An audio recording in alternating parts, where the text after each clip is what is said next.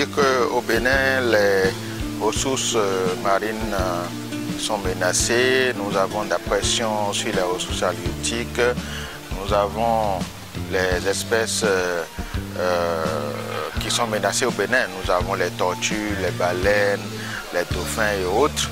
Donc, pour mieux gérer ces ressources marines-là, il a été mis en place des aires marines protégées avec la prise de décret le 5 janvier 2022.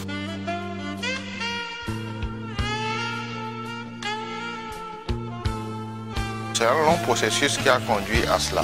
Donc le processus a commencé par l'identification des zones d'intérêt écologique dans les eaux territoriales et ceci a été suivi par la consultation des parties prenantes, des populations aussi, pour mieux délimiter ces zones.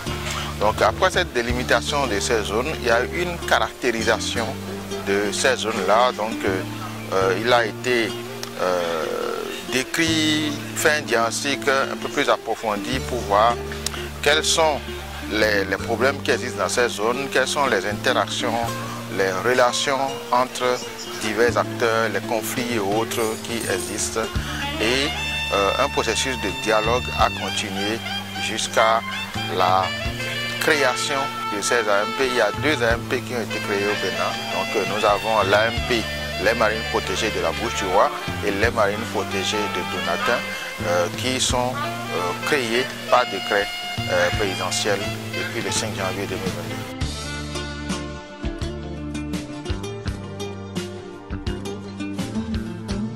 Il faut dire qu'une AMP, c'est un espace qui est délimité avec un statut légal et c'est de façon participative que cela se fait pour permettre à ce que les ressources marines soient mieux gérées. Donc que les pêcheurs, les autorités locales, les autorités gouvernementales et les ONG, les institutions participent à une meilleure gestion des ressources en mer. Nous avons tout ce qui est poisson, la biodiversité de façon générale, pour permettre aussi que certaines activités de valorisation de ces aires-là aussi se développent, comme par exemple l'écotourisme, la pisciculture, la finance carbone autour de ces aires-là, les activités touristiques.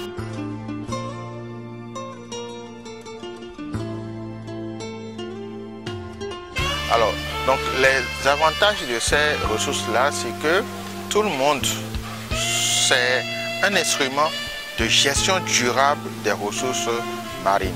Donc, ce sont des espaces qui sont délimités avec un statut particulier. Donc, il y a des règles de gestion qui sont définies. Il y a un organe de gestion qui est défini.